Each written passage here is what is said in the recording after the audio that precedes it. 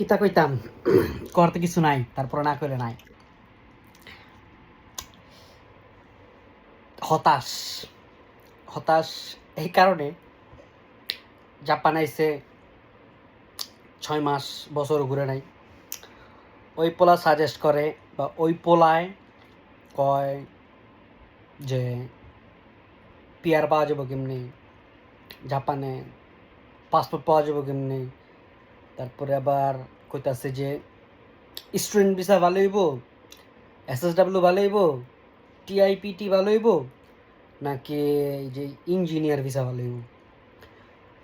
তো হঠাৎ মাঝে মধ্যে মনে মনে চিন্তা করি যে ওরা যদি বছর না ঘুরতে, যদি ওরা এত বিশেষজ্ঞ হয়ে জায়গা, তাহলে আমরা যারা আছি মোটামুটি 8-10 বছর যা হয়েছে, ওরা তো তাহলে জাপান সরকার গঠন করতে পারবো।